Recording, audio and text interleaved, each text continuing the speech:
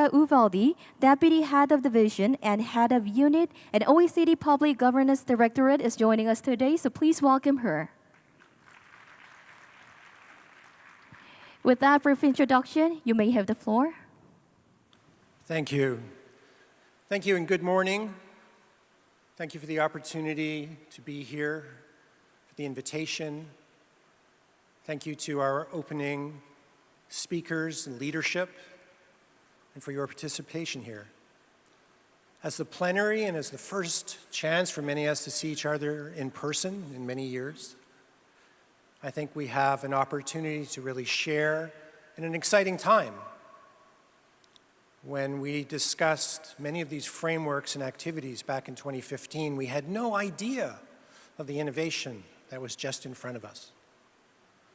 Some of the younger generation here are going to see a whole new world evolve in front of them. And many of us who have been in government and public service, myself for over 20 years, see the hope that this is not just about the challenges, but we actually have some new technologies, some new foresight, some new tools that while the challenges may have been the same for the last 20 or 30 years, the opportunities are different. And I want everyone to come away from this thinking that this is a different time.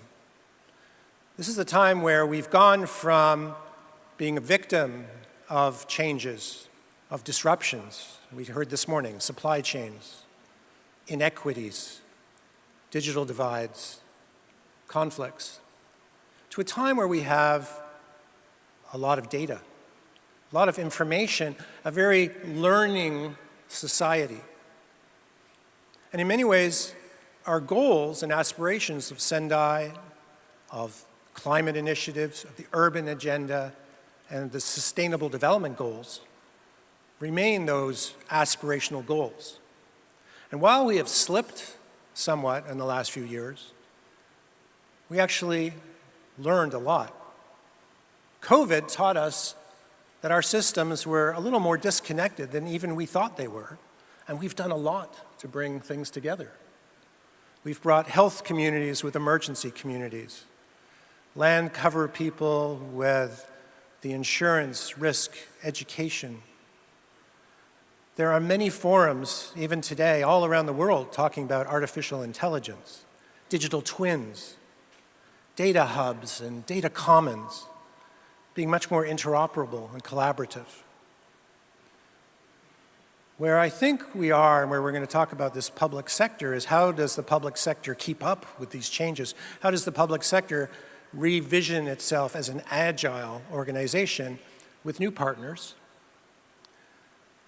talking across organizations that, for one reason or another, by governance or by their authorities, mandates, and funding, were somehow conveniently siloed, excellent in their individual capabilities, transportation, health, energy, private sector.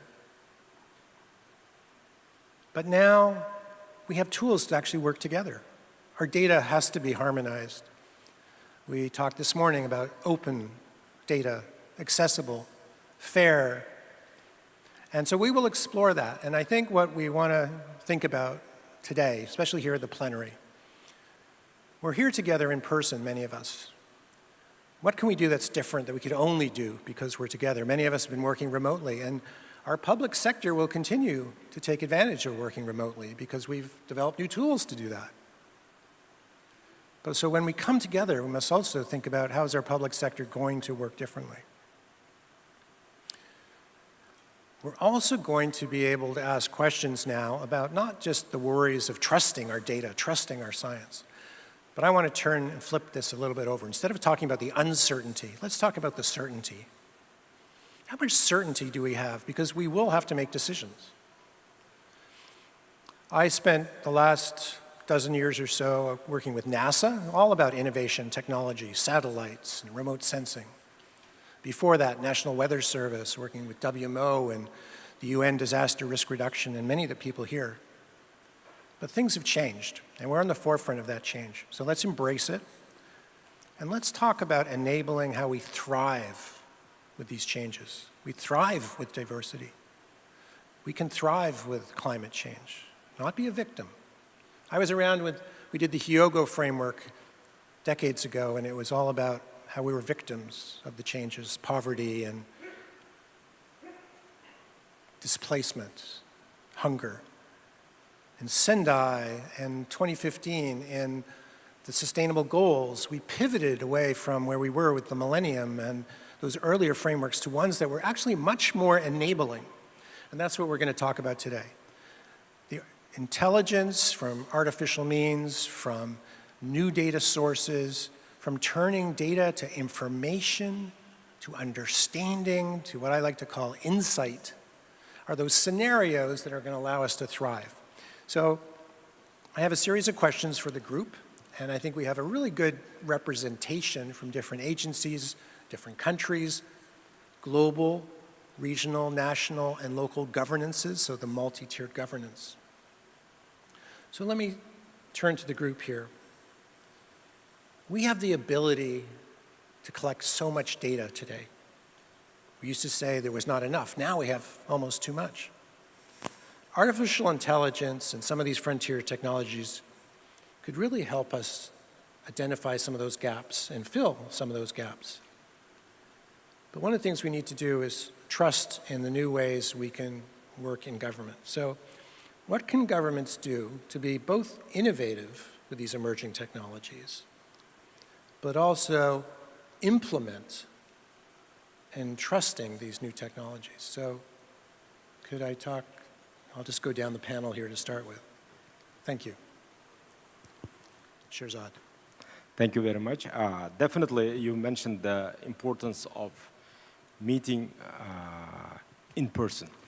This is going to be more and more important with the development of AI, with the development of deepfakes, because it would be very difficult to differentiate between the real person you are talking online or the deepfake of that generated by AI.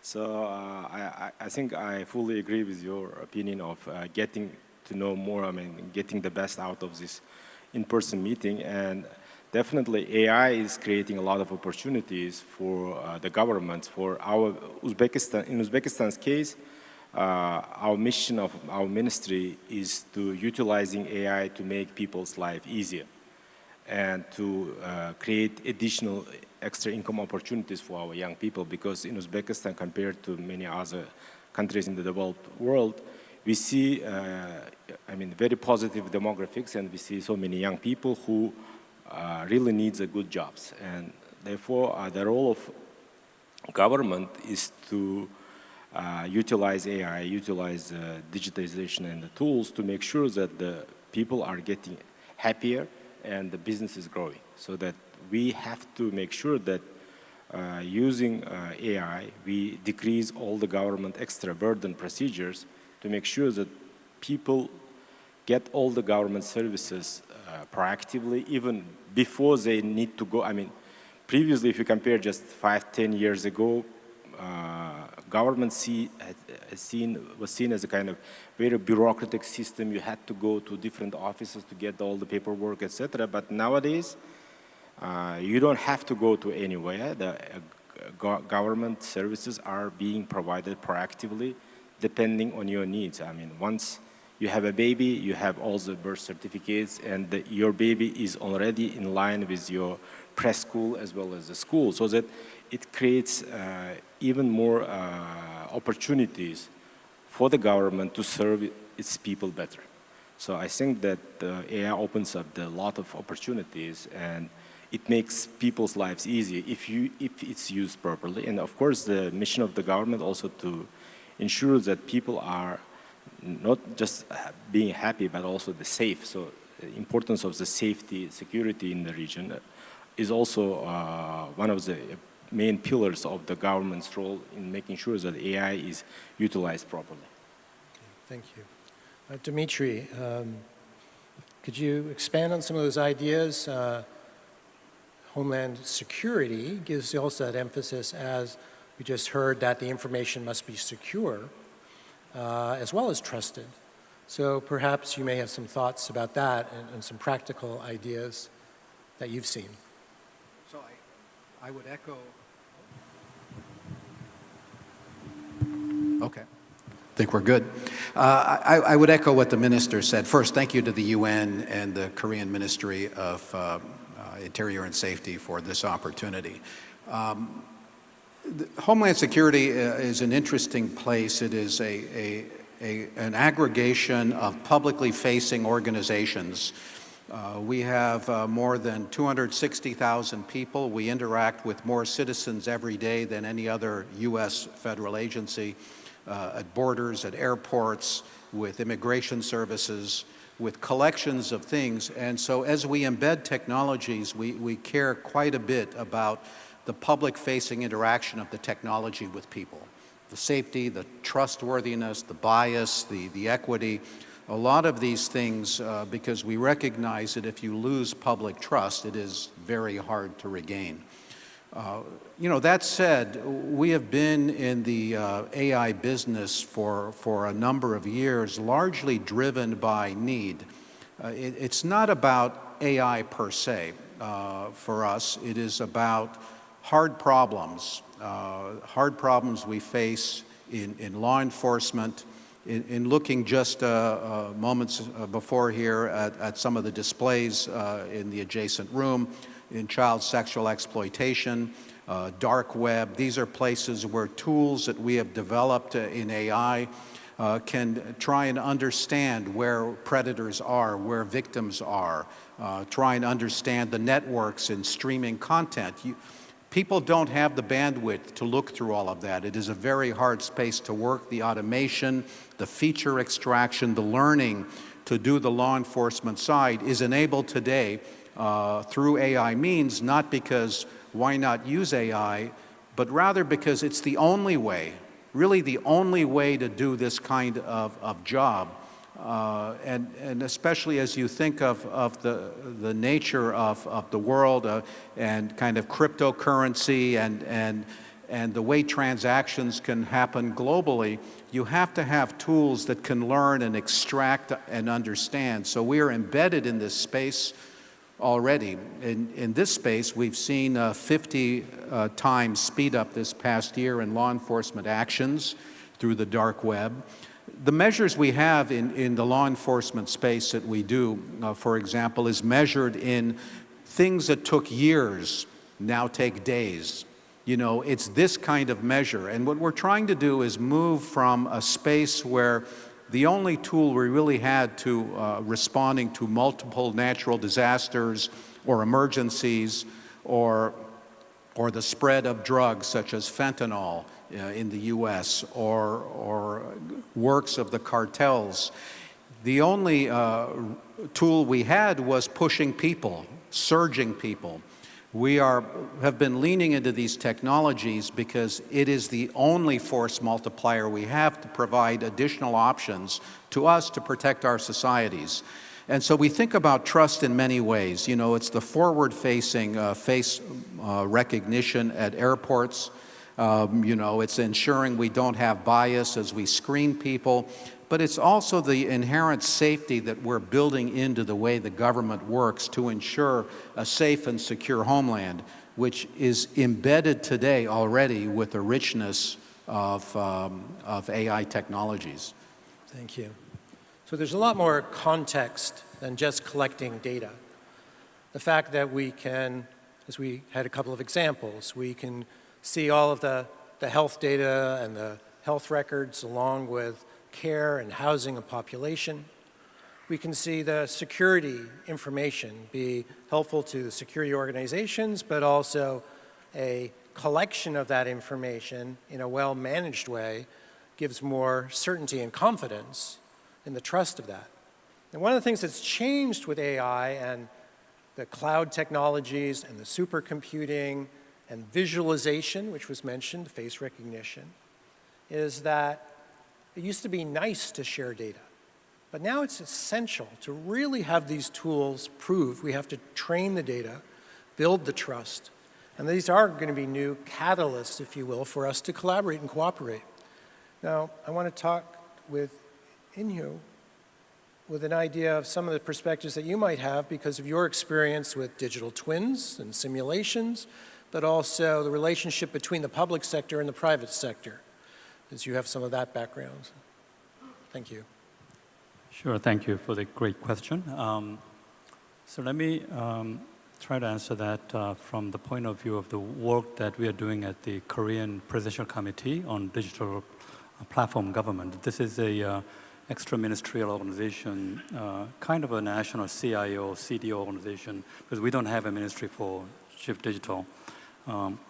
Realizing that Korea has been at the forefront of digitalization for a very long time. In the early 2000s, it was ranked at the forefront of the world because of the early investments. But that was investment in the technologies of that time, mostly server, client server-based and systems, on-prem systems, and so on.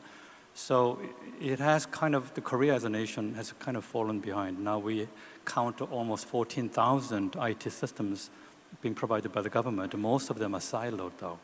So while the rest of the world has moved on to cloud natives and data, dams and so on, we've kind of stayed behind a little bit, perfecting our individual services, but not being able to have a comprehensive integrated data plan. So the first thing that we wanted to tackle on that was that.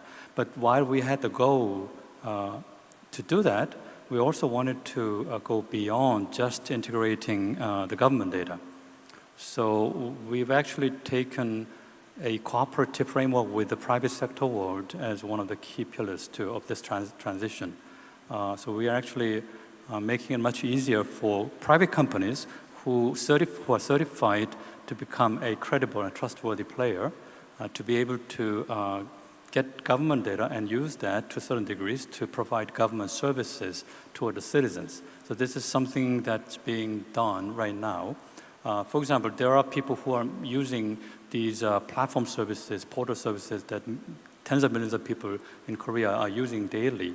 Not that kind of a people actually use government services. So we wanted to use these much more popular and widely adopted civilian services to be able to provide government citizen services. So that's something that we've been doing. To answer your question about digital twins, I personally am responsible for leading the Digital Twin TF at the Korean Presidential Committee on Digital Platform Government.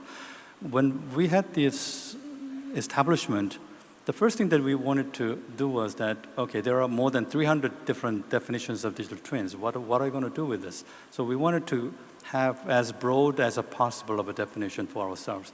And we didn't want to be stuck on the definitions of digital twins. We wanted to see if Korea as a general, within the government systems, there may be problem spaces that other people or other organizations have not yet looked at. So we tried to identify those problem spaces, and because we have widened the definition of digital twins, we were able to approach those problems and people around those problems. An example might be with the Ministry of Interior and Safety, we've approached them for cooperation on impending climate disaster preparedness.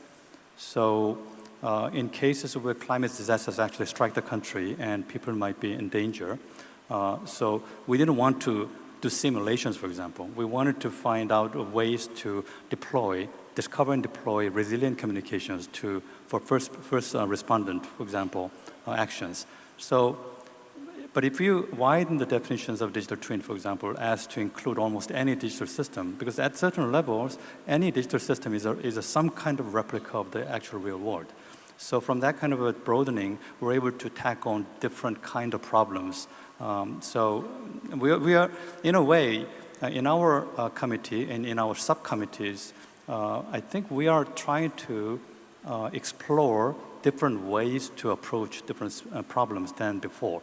Non-traditional ways, more integrative, more ecosystem, and also private-public partnership ways, actually. So I don't know whether this answered your question. Thank you. I think that goes right to this point that we're at a different time. I can't emphasize that enough. It is a different time. We heard it this morning from where we were in 2015. And we're going to be in a different place 5 and 10 years from now.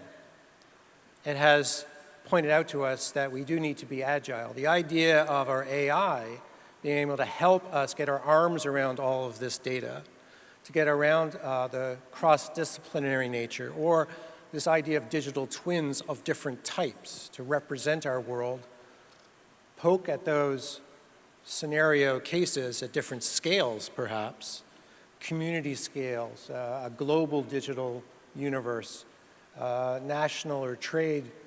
These digital representations give us an ability that we never had before to also ask questions. And even AI has changed the way we can ask questions. There is something called conversational AI, which allows those not having to be experts, whether you're the leadership or you're a technical or a student. We were always inhibited by the ability to ask questions. Digital twins are allowing us to provide the representation, while at the same time AI conversational tools and writing tools are allowing us to communicate in ways we never communicated before, and to allow people of different levels and different organizations and different languages and different cultures to communicate in ways we had put in language and we had put in forums before. Communication is great. It must take place. Cooperation is necessary. But we actually now have tools that we never had before. So I want to talk and bring Barbara into the conversation here, who's had quite a lot of experience from economic perspectives, digital development, and some communication. So Barbara, I'd like to hear your thoughts on building this trust, kind of where we are today, and a little bit from your background. Hi, David. Thank you so much. And I'd like to start by thanking the United Nations and the government of Korea for the invitation to the OECD to join this very important conversation. I'm really extremely happy that we focus a lot on governments, because when we talk about AI, in many cases, a lot of emphasis is on the private sector and on the use of AI within the broader digital economy, while we do not give enough importance to the fact that governments have a key role to play, not only as regulators, but also as users and in some cases developers of artificial intelligence systems. And going back to the idea of trust, if we look at some of the global normative instruments out there, I'm thinking about the UNESCO recommendation on the ethical use of AI. I'm thinking about the UN resolution on the trustworthy, safe, secure AI use. I'm thinking about the OECD principles on the trustworthy, safe, and secure use of AI.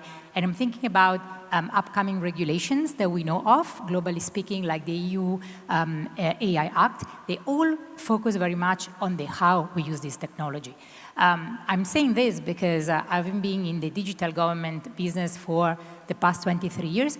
We think sometimes that we are talking the same talk, while in 2024, the conditions are different, as you say, David. First of all, because the overall context in which we operate is different. I think the pandemic more than ever made clear to people that they can and they want to be active in the digital sphere. There's the mis and disinformation wave, which has a huge impact on what people can understand when we think about, for example, governments being capable to use AI in a trustworthy manner. And people think that they have a say, or they should have a say on how governments use AI to deliver better services to their communities. I go back to the point made earlier on the fact that we should think about how we use this technology to solve problems. And in that sense, the question is, how do we build trust when, yes, there are concerns out there, when is the government using artificial intelligence for law enforcement, for example, for providing social benefits, for example. Yes, people are concerned that there are biases that can emerge out of it, that there are mistakes, there are governments that had to step down because artificial intelligence was used in a way that was pointing to the wrong people, having committed some frauds, and it was not the case in reality. So I think all these global instruments call, for example, for focusing not on the technology, but on how we use the technology. It's about the skills that we have inside of the public sector, for example, to make sure that civil servants, or like former Secretary General Ban Ki-moon said very clearly in the opening session, how do we make sure that public governance officers are aware of the potential risks or the conditions that have to be in place for the use to be trustworthy? How do we have the data governance for the public sector in place to make sure that not only data is protected wisely, but the data is available. Data of the right quality is available. We are working right now with the government around the world and its agency delivering social benefits to understand why they have issues with non-uptake of specific social benefits among some vulnerable communities in the society. And the issue is that the agency doesn't even have the data that they need to be able to identify the people who are potential users or beneficiaries of those benefits. So I think more than ever today, what we need to build the trust that you were mentioning is first of all to connect the different agencies, agendas and policies around data, around AI, around public services, for example, and to really have this multi-stakeholder approach that places at the center the idea that we need to have a human-centric approach. So how do we make sure that A, we have this multi-stakeholder approach, we have the different actors around the table, and B, we focus on the human and the problems that we are trying to solve of the human meaning of the citizens. Thank you. So that aspect of really answering the right question, to respect the communities that we are trying to address. This is about public governance and public service. So the measures of success and the indicators of our success are whether we've really had the outcomes and the impacts at the community scale, and the idea that the information and data that underpins those actions and the investments are based on trusted evidence. So one of the things that's happening when there's so much data now is talking about how do we know the sources of this? How do we make it authoritative? How do we make sure that we also are inclusive of that local knowledge? Could I go, I'm going to go in kind of reverse order now, so I'll go back to Barbara, and I want to just ask her perhaps some specific examples of where, from that service orientation now, that people expect the public service. What are some specific examples of what public service can do that includes their local knowledge of going from the governance, multi-scale governances here, to really make sure that it respects that local knowledge and local authorities' data within the mix of actions? Yes, that's, by the way, the benefits in terms of delivering better responses to the person is one of the core benefits that governments expect to achieve when using AI, and one of the main benefits that people expect governments to deliver when they use AI.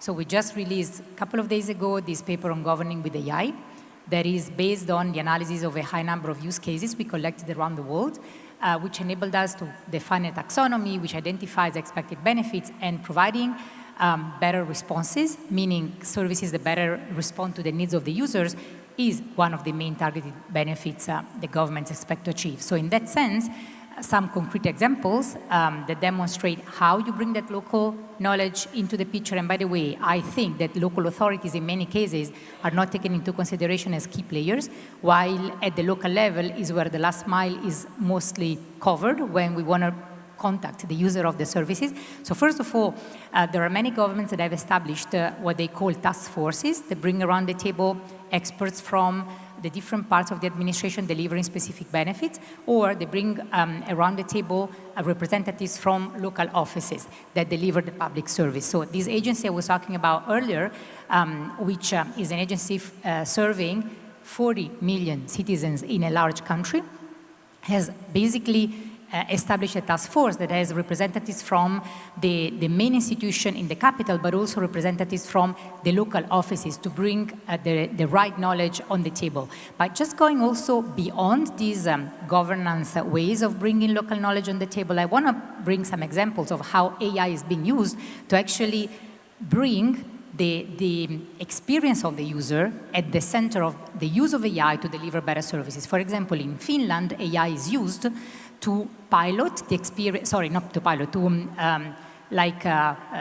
simulate the experience of the individual user in experiencing a specific service in a specific life event for public authorities to understand and see where the access to the service becomes more cumbersome. So in real time, public officers can see when a user encounters or can encounter problems and therefore adjust how the service is delivered to the specific user. Or AI-powered systems are used to deliver targeted communication to the users of a service, especially among vulnerable communities, making sure that the language is intuitive, is clear, and is simple. In many cases, the bureaucracy becomes complex for users because it's very difficult to understand what the bureaucracy tells us, or it's very difficult to understand how to use a service. Well, in a number of countries, like, for example, in Austria or in Serbia and in Turkey, AI is used to deliver targeted communication to specific users, for example, of health services within specific vulnerable groups, like people who've had cancer before. Or in Austria, for example, the MONA system is used to deliver better services to the businesses community to help create new opportunities. And last but not least, there are a number of countries that have been using AI to predict what the need will be of specific users. For example, in the case of South Korea, AI is used to identify potential stalkers and to inform the potential victims of the stalking in real time. So AI is used to use data collected with the cameras to be able to anticipate a need of a user. So I think those are concrete examples that I think, David, also create a new way to think about how do we bring local knowledge in, and we do it in real time. That's great. Thank you. I hope everyone is thinking here of their position, their job, where they are in their organization, and their aspirations of what it would mean to do their work better, more efficiently, but also in this regard to the first question we had about where is the technology today, but also now I'm talking about where is it going to provide a more trusted service and a delivery. So let's continue with that theme a little bit. So what are your thoughts on the idea of the service orientation that AI can enable in this people-centric role? And again, just like we heard, Barbara, thank you, some very specific examples that you may be aware of so that everyone here, and if you have more questions at the end, can really have some tangible ideas. What can we do with this? So like in many other cases, sometimes it's useful to take the cases to extremes. And so one example that I can think of from my own experience of having worked with the government of Korea, so that was 2-3 years ago while I was a CEO at an IT services company. We wanted to work with the Ministry of Employment and Labor of Korea because they had opened this CSV project bidding. So they wanted to have the companies help them with the solutions to the young people's unemployment problem in Korea. And I think that problem actually is prevalent in many other countries. So this may have some implications to some of the other people in the audience too. So when they approached us, initially what we did was working with ventures, technology ventures and other service providers and so on. We looked around and tried to localize the problem, meaning that what were the factors that hinder youth in certain situations from getting jobs more easily, or So turned out that in Korea, a lot of the young people in rural areas, in the even regional cities, non-Seoul metropolitan areas had relative disadvantages because Seoul and the areas, metropolitan areas, are where most of the large companies are centered in. So because of that, young people outside of these regions had difficulty getting internship opportunities, physical internship opportunities, because there were not too many companies outside of Seoul areas. So when we realized the problem, we worked with the Ministry of Employment and Labor and proposed, during the COVID years, companies have already proven that they could work with employees working from their homes and had all the companies still go. So why can't we actually try to solve the problem of, in access to physical internship opportunities to these young people? the college graduates or college students living in rural areas. Why can't we actually create a remote virtual internship opportunities for companies? So that's what eventually the Ministry of Employment and Labor decided to work with companies like the ones that I was the CEO of. And then, so we were able to educate and give internship opportunities to hundreds, actually about 700 college students across the country, who otherwise would have had very difficulty getting such opportunities. Then, on the other hand, when that relationship was established between the companies and the ministry, we went further. In our next conversations, we told them extreme assertions such as, even if we create all these opportunities for internships, going farther into the future, if the AI actually automates a lot of the work, then the companies will hire less and less, at least temporarily. So in the meantime, the world is also clamoring for the arrival of what is called the creator economy, the people who can create content and make a living out of that. So while we also prepare our youngsters, young kids, for internships and these traditional ways to nurture them into the workforces, why don't we also give them alternatives by helping them create content from knowledge and cultural artifacts from where they live, the local knowledge and data.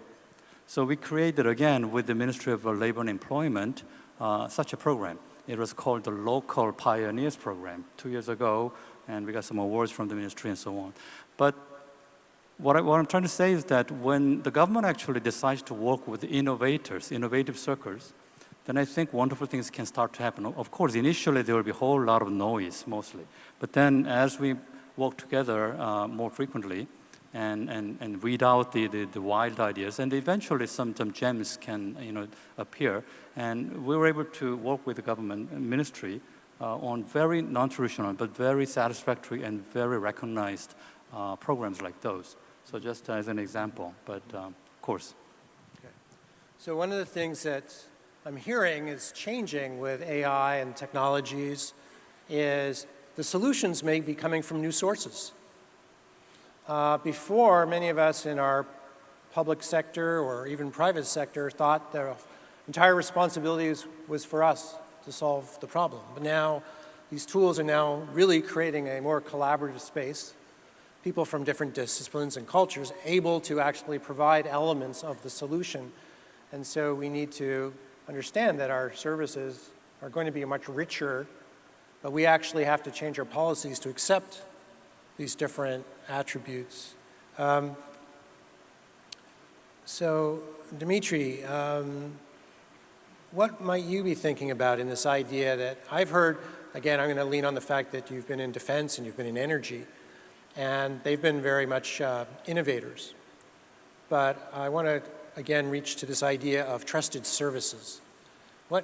I'm hearing a lot of things coming over from a lot of the technology innovation that was on the defense side is coming over to the civilian sides. A lot of things that were invented for one purpose, for energy or for health, are being now used in an entirely new area that was never expected. So I'm wondering what your thoughts might be on that idea of our AI and frontier technologies giving us multiple use solutions from areas we hadn't anticipated. We initially funded, but we opened up and found multiple use. And just the service idea, again, of the relationship between a lot of technology that was developed, say, for defense or for transport that now may be creating new services. Thank you. That's a great question. I think I have worked on the science side of this, on the defense and national security side. And now, kind of in the law enforcement and civilian side, I have to say it is a far more challenging world. In the science world, you just do great things. Do something imaginative, and that's great. On the defense side, you don't have the constraints of the legal structures for law enforcement, for civil societies, for the challenges you have in the implementation of technologies. There are a lot of places where there are technologies that exist that we can't touch. For example, in understanding autonomous systems and UAVs and places where even though ways to counter things could exist, there is no footprint that we could imagine in the domestic side that is usable. And so, and that holds for AI tools as well. Things that hold in one space do not translate. There isn't a simple hand-me-down that we can simply inherit and say, we'll do that for many reasons. And so there's a fair amount of reinvention that is needed as we think about the interaction of tools with people every day. I want to get back to your first underlying question about data and sharing data and how that translates into lower levels, state, local. One of the responsibilities we also have at DHS is to work with our state, local, tribal, and territorial law enforcement, emergency managers, and so on. And there are about 2 to 3 million of those people in the U.S. It's a very complicated community. And with respect to data, data is not enough. Data is important, but by itself it is not the answer to anything, because the challenges with data is it has no ability to tell you whether it can answer your questions. It doesn't have an ability to tell you whether anything that you surface there is actionable. And in the law enforcement space, in state and local levels, in dealing with people, there are people who manage risk. And when you manage real risk, simply accepting something that might come from a smart tool based on data that has an inability to tell you whether something is actionable is a challenge. And it's not enough to expect that the tools will exist to do your job. And so there is an importance of deep partnerships in technologies and technology development. In the whole area of test and evaluation, how do you know that the tools you want to employ in a smart city for security checkpoints, for other kinds of places, will do what they're supposed to do and won't be subject to failure? Because smarter systems today are subject to an increasingly complex challenge of adversarial attacks, which are entirely different from cyber.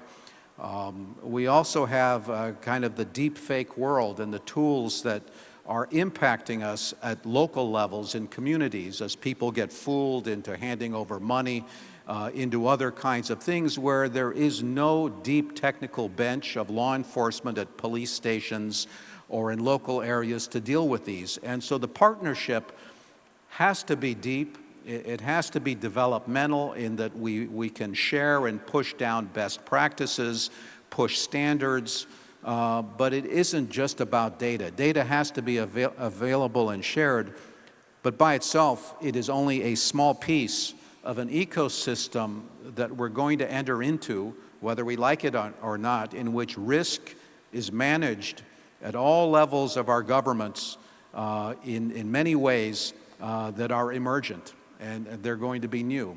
And that's a space we all have to enter together. Thank you. I appreciate the fact that you're bringing up the idea that there is more to this than just data. It is the starting point, and governances and practices and trust needs to be built to share the data because of the training requirements. But that data, as I indicated before, needs to be transformed into actionable information. It needs to be built into knowledge that's cultural and relevant to people, because ultimately you want to change behaviors.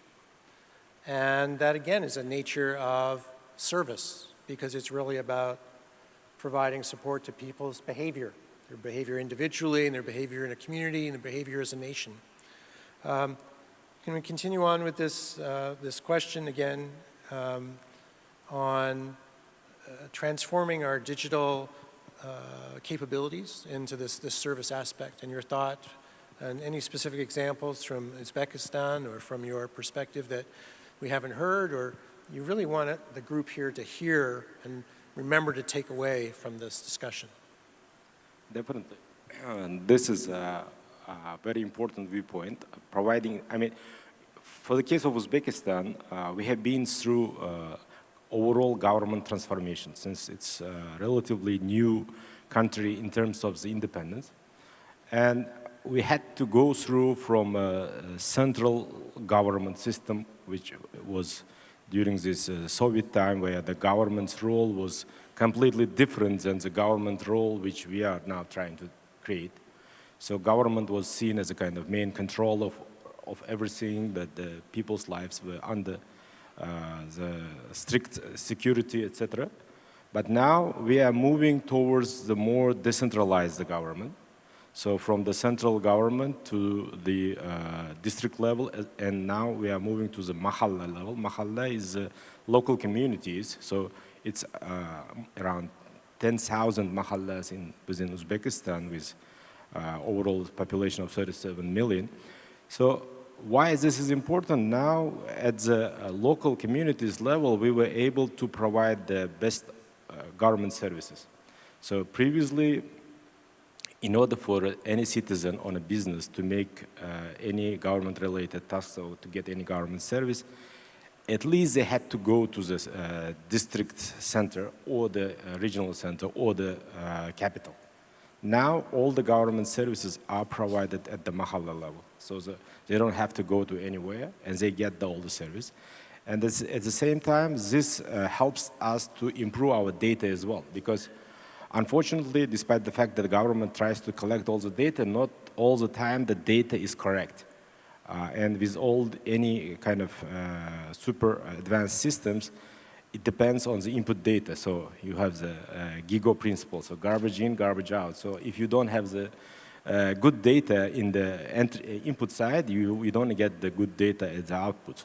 So with moving towards to the mahalla level, we were able to identify those spots where we were able to serve better our nation.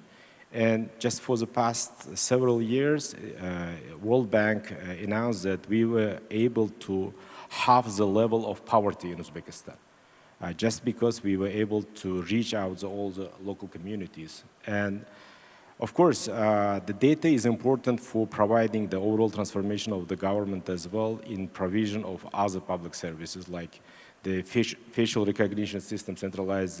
We do have the MyID system, which is the only system which has the iBeta certification in our region. So this helps all the citizens to get all the services without the necessity of providing the extra documents, extra IDs, and it makes their lives easier. And of course, implementing AI in like tax committee, for instance, or when border control. So previously, when you cross the border in our airports, it was a very, very strict procedure, as if everybody was seen as a spy, etc. So you had to go through very difficult routine checks. Whereas now, with AI, it's just much easier, so that our systems are enable those passengers. They don't pose any risks to go through on a fast track, whereas when there is some kind of focused attention to someone who has some kind of issues, then it would be taken away. So AI is helping both at the government level, central government level, as well as going to the local communities, and we were able to get the more specific services to those areas which are lacking the deficit. You know, in a developing country with limited resources, limited capital resources, you have to think about prioritizing.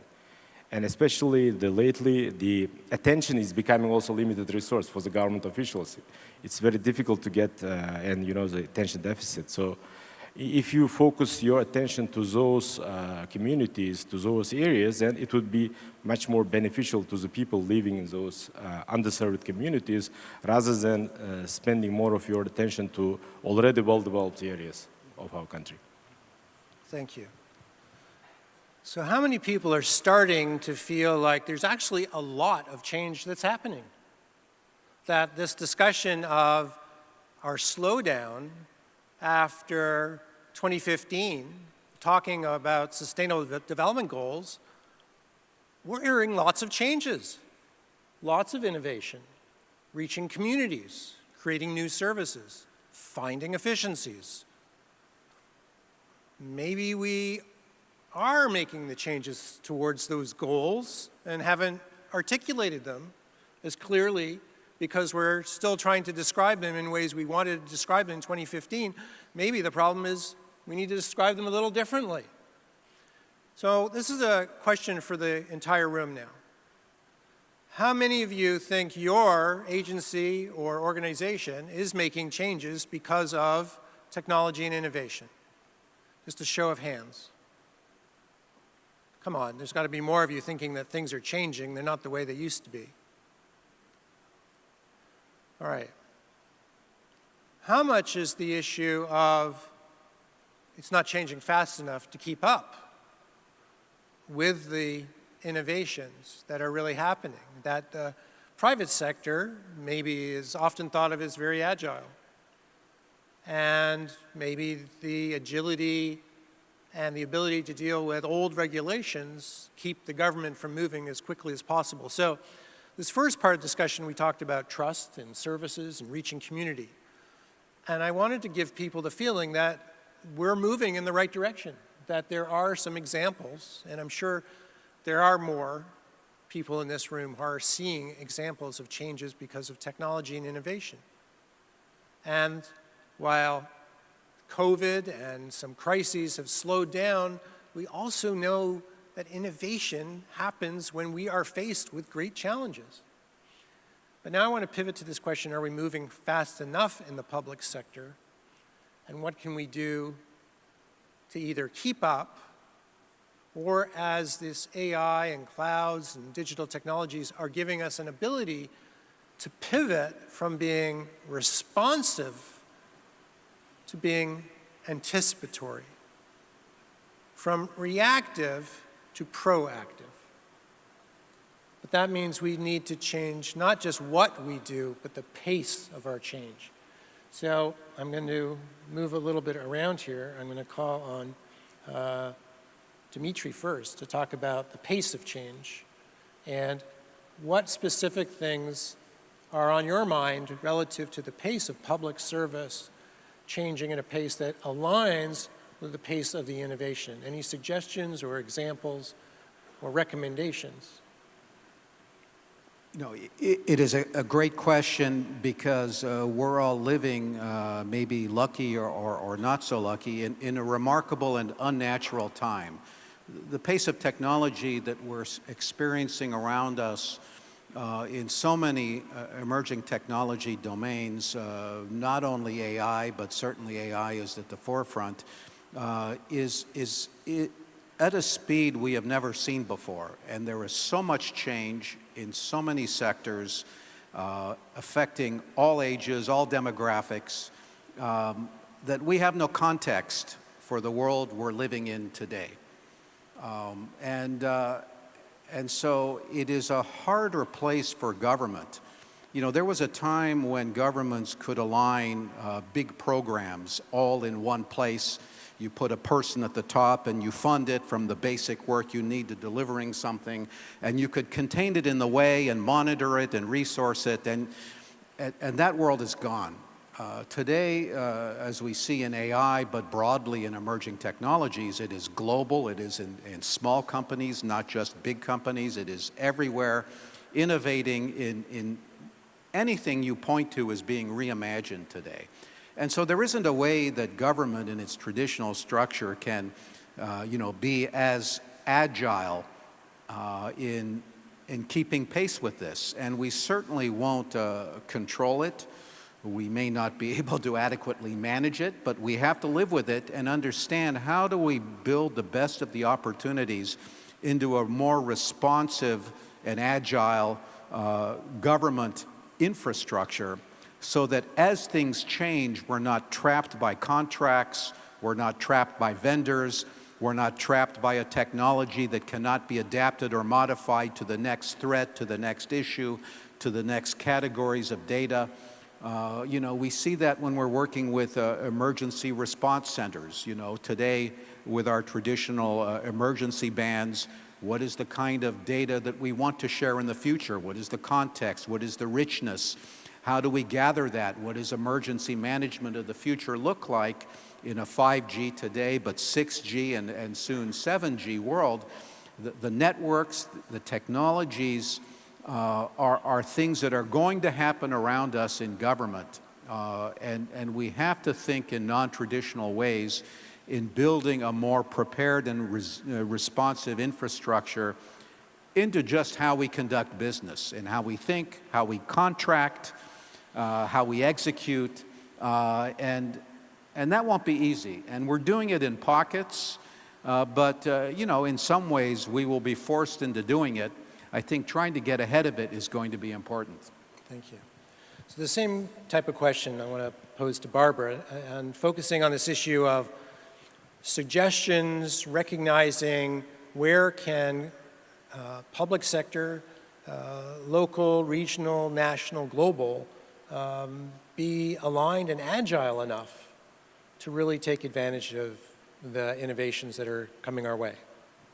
It's really, I like it you asked me because I was reflecting on some of the comments that were just being made, and I would have answered the question exactly pointing in the two challenges, which can be opportunities. A, we often tend to forget that core government functions are stiffed and are not as agile, historically speaking, as they should be, and they need to be rethought and become more agile to support the use of AI.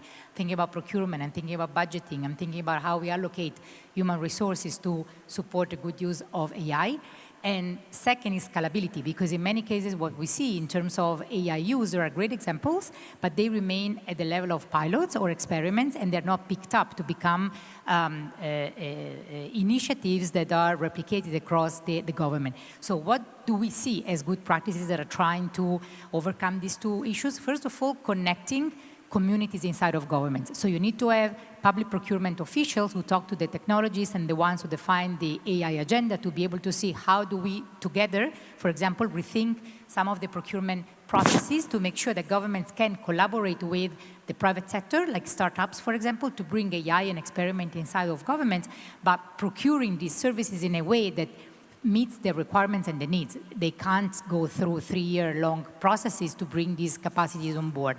But second, having strategies for all of government, strategies for the use of AI that defines goals, defines a vision, and makes sure that actions across the administration, across policy sectors, but across levels of government are in line with shared goals and purposes defined by government. And third, I think the executive order of President Biden is a great example of looking at the type of governance that you want to rethink inside of the administration to make sure that you appoint people who are responsible for AI, the AI officers inside of individual agencies or departments, but then you also create collaborative bodies like boards or whatever you want to call it inside of those agencies to make sure that the key different players are around the table and they can express their voice and they can be part of this effort. And beyond that, I think there's a more than ever the understanding that this is a cross-border agenda.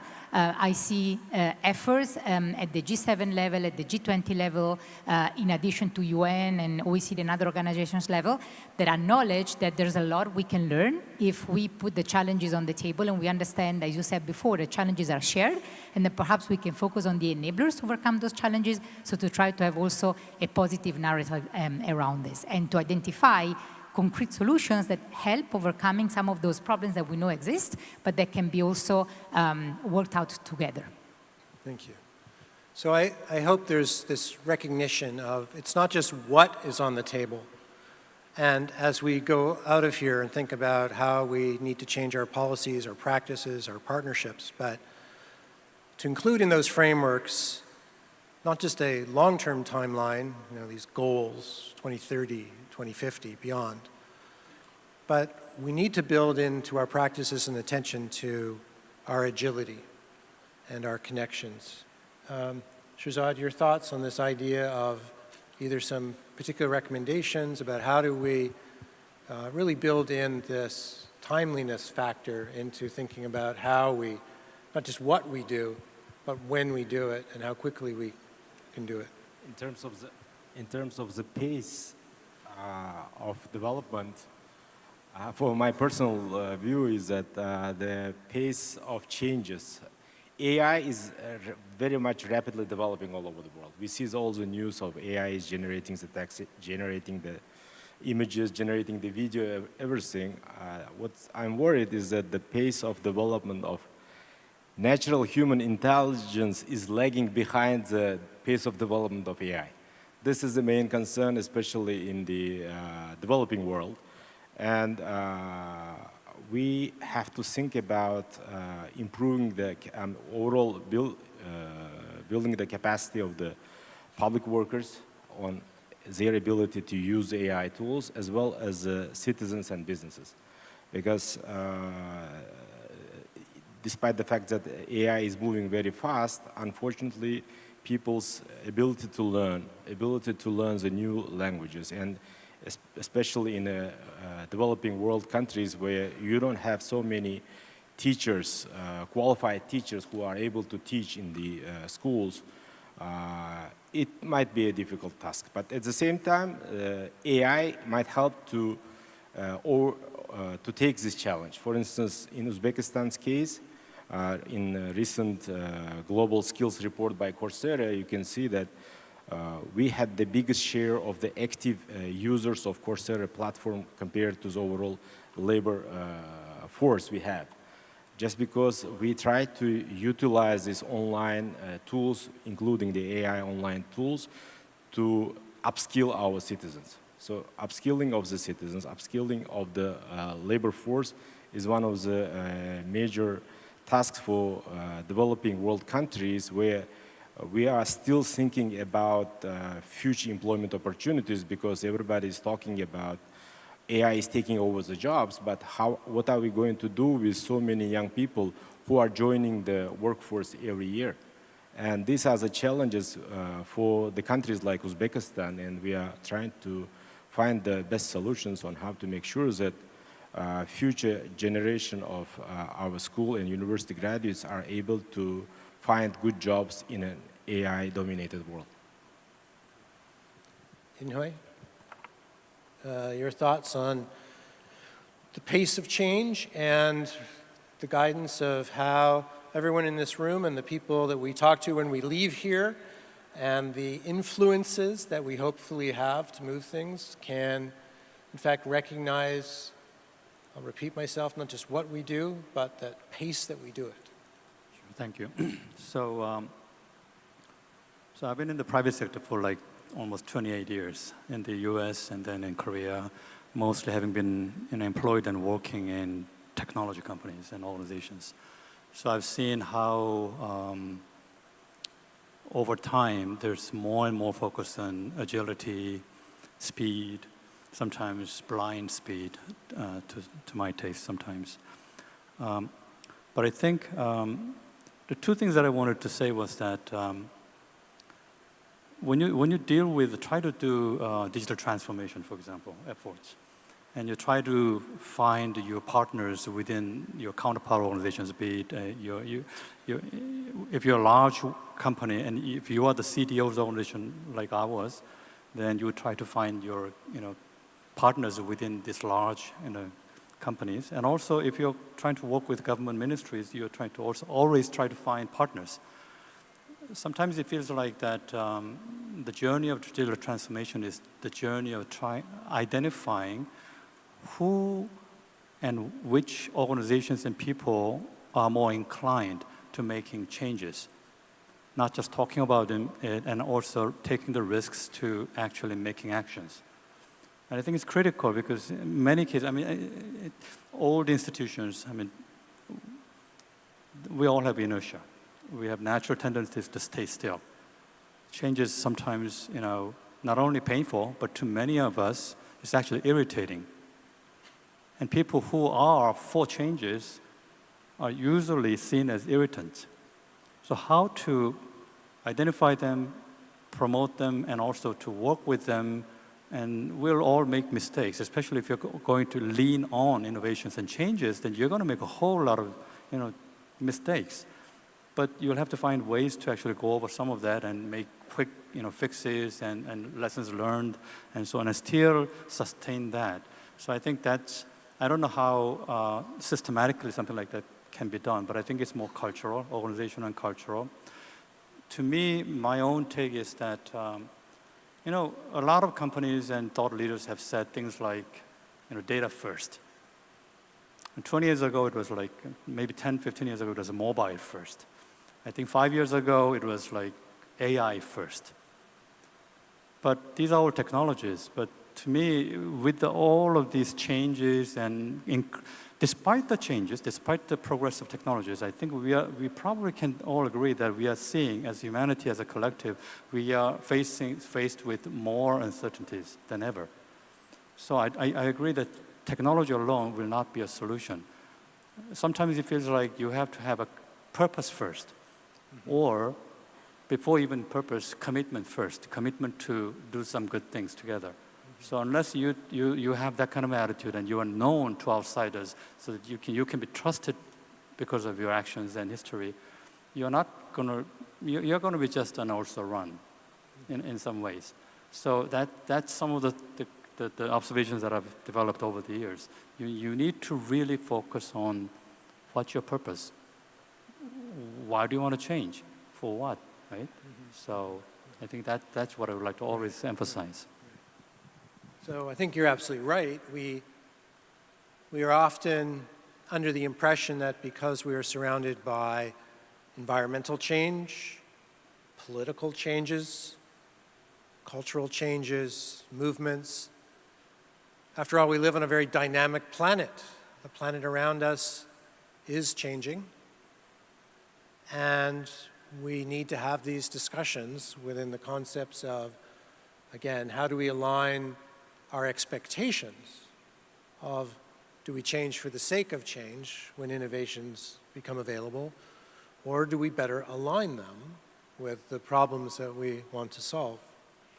In that regard, I remember the first time I came to Korea and I was working in the semiconductor industry, and we knew very often there was something called Moore's Law back then that said every 18 months, computer processing just turned over, leaped forward. And so we knew these markers where we saw technology changes, and we saw how those changes transformed our life, our ability to communicate, our ability to process information, our ability to automate. I think we haven't quite digested yet is what are these milestones of innovation that are happening in AI. But I think this idea of when do we change and how quickly is very soon, as part of our governance and our practices, is these kind of collective roadmaps that we need to come together in milestones. And again, I think sustainable goals and visions are great. Maybe one of the things we need to do in our recommendations is revisit some of the milestones and how we measure them, or the indices. But part of that I want to get to now is also, we've talked a little bit about biases, about uncertainties, and we just started to talk a little bit about education and training. So let's talk about that a little bit. The training and education, the new skills that our workforce needs to bring on, as well as a recognition that this does not undervalue the skills of those who've been in the public sector for many years. So what's the new role potentially of those in leadership or those with experience?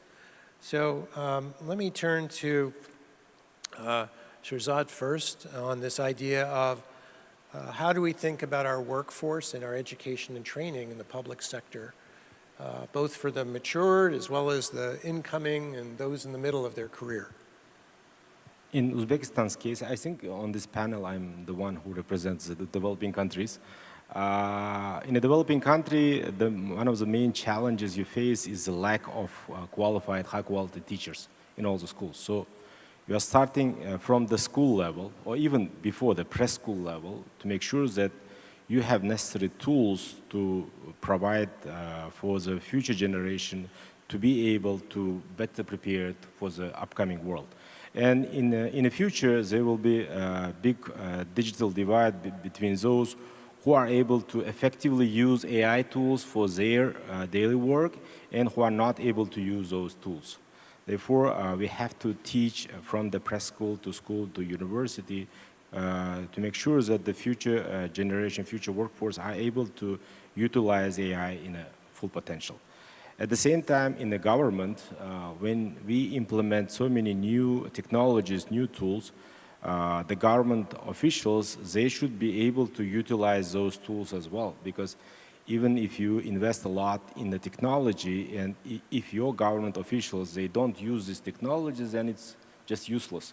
And therefore, capacity building of the civil servants from the beginning to up to the top is very important in terms of to make sure that your investment in technology, in AI, in providing the better public service delivery from G2C, G2B, and G2G point of view, everything requires the investment in training, investment and showcasing with your own examples. For instance, even with the case of the simple technology like e-document systems, when you have a full e-document system, when every public official is signing the documents online using the mobile, etc., but your elder officials, like the ministers, elderly ministers, if they still require the paper document, then it's not a good showcase by example. So we have to start from the highest officials to make sure that they showcase with their own leadership, and they are the champions of digitization, they are the champions of AI utilization. So there are many aspects to this, and from that perspective, I think we have identified for Uzbekistan's case the three main areas of implementing AI. First is education, second the healthcare, because the same challenge, we don't have many qualified healthcare workers or doctors, so AI would be helpful to provide the better healthcare, and in the justice, because in developing countries, ensuring the justice is very important, and implementing AI to make sure that people feel justice in the daily work is, I think, of vital importance as well. Thank you. So there's a recognition here that our policies and practices will require enhanced capacity and education at all levels of our organizations, leadership to the technicians, to the administrators, to the assistants, because we will work differently and need to think differently. And it's not going to be something that can be pushed down in an organization, but has to be thought of as something at all levels. I'm going to turn to Dmitry next in the US, because I'm going to frame it a little bit of some of my own experience in the government. People get judged on their performance in every job. Everyone here, I'm sure, gets reviewed on their performance and has somewhere a description of their job. And it is very unlikely that your job description said, how are you incorporating artificial intelligence and innovation into your performance? And I think I found when we did a lot of research and development, and then we look and people would say, well, it's not in my job description to do this. And by the way, I'm not allowed to take time off to get that education and training. So what might be some of those practices that need to change, or rules and regulations in and around our ability to give people the time, the incentive, and perhaps change our job descriptions that actually embed an expectation of innovation into our actual performance? Dmitry, there's their challenge. Yeah, simple question. You know, in a lot of the job descriptions that we have in government, we also have at the very end duties as assigned. So there's always a place for people to say, okay, you're doing this too.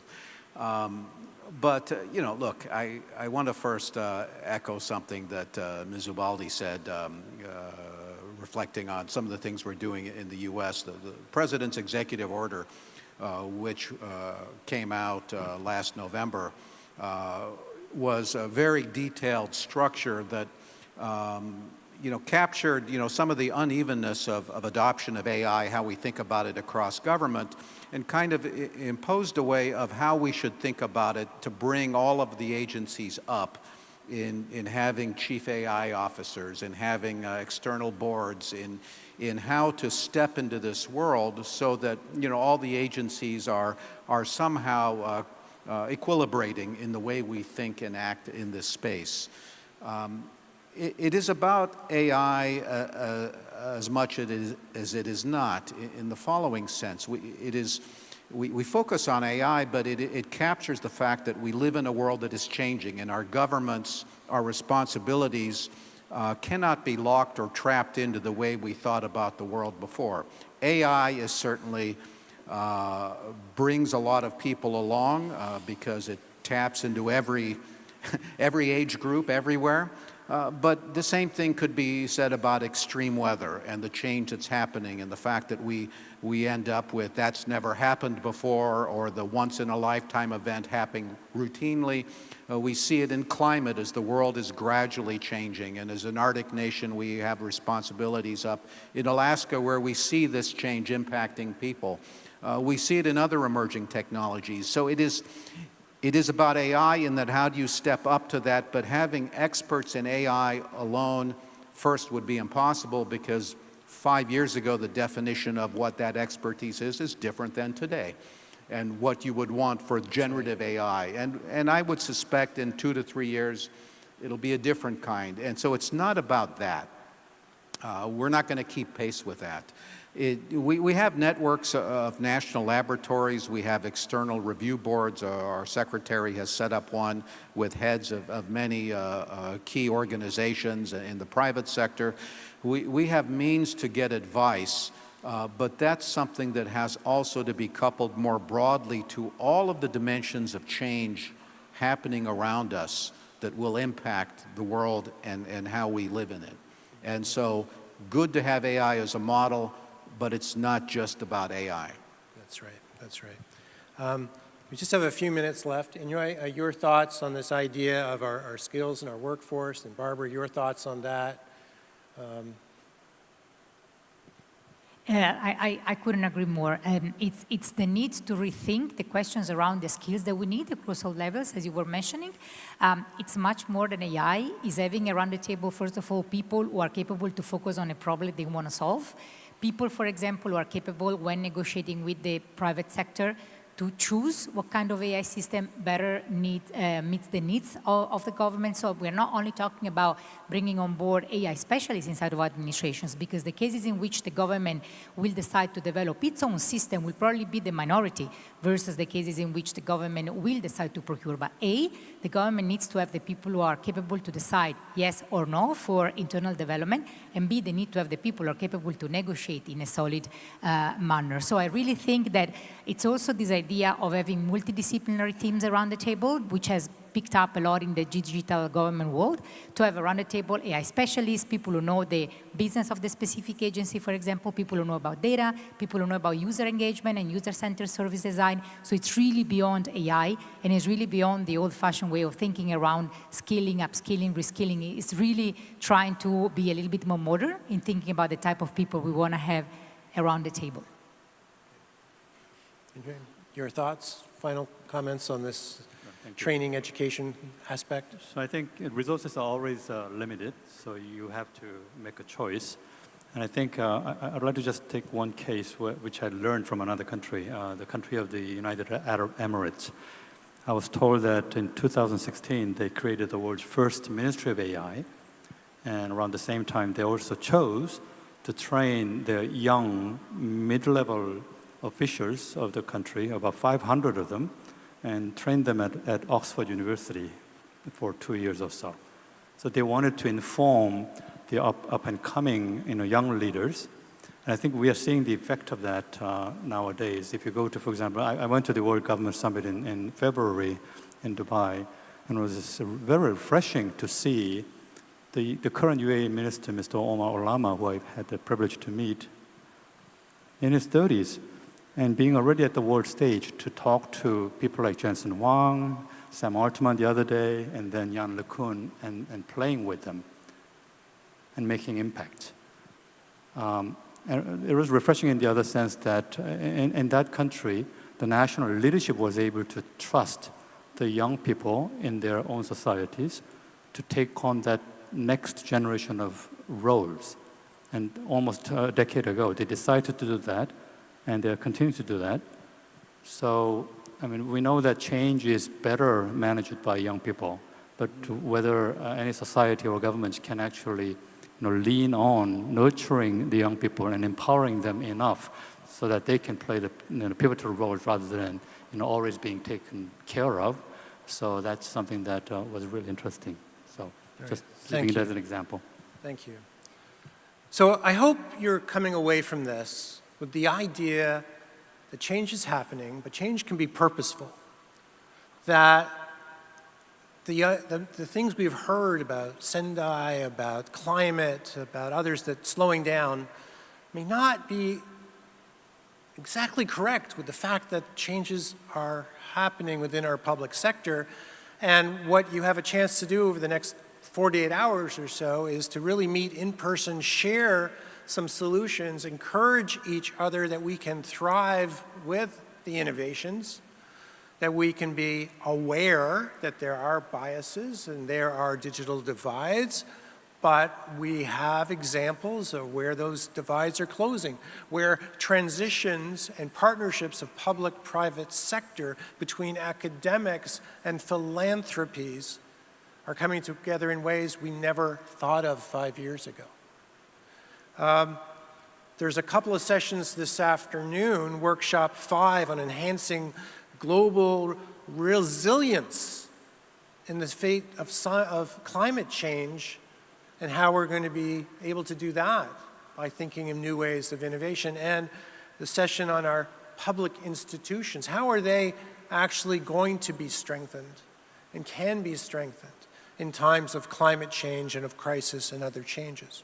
So we have to realize that there will be changes, but we need to jump on the good and effective changes, recognize at the same time that there's indigenous and cultural and local knowledge, and that for the first time we might have tools to really bring them together. That many of you with devices in your hands or laptops and screens and visualization aids in front of you are seeing the world transformed in a way that we did not see just a few years ago. And what we can be sure of is that there will be changes in the coming years that we can barely dream of today, but we can be aware of and welcoming. So with that, I want to thank everyone. I hope you have a great couple of days here. I want to thank the panel for your insights, and I just encourage the fact that you think of this as not looking at a screen for someone on the other side of the world or an office far away from you, but you're here face to face. And I hope you enjoy and take value of that human relation aspect, because the human relation will never be replaced by an AI entirely, even though we might question it from time to time. Thank you. Thank you. Please give them a big round of applause. Thank you very much to our moderator and 4 esteemed panelists. And this brings us to the end of the plenary session 1 of the 2024 UN Public Service Forum. Ladies and gentlemen, please remain seated. And now we'd like to ask our honorable guests, please follow the guidance of our staff members to move to luncheon place. So now please follow the guidance of our staff members. We'd like to ask you to please move to the luncheon place. Thank you.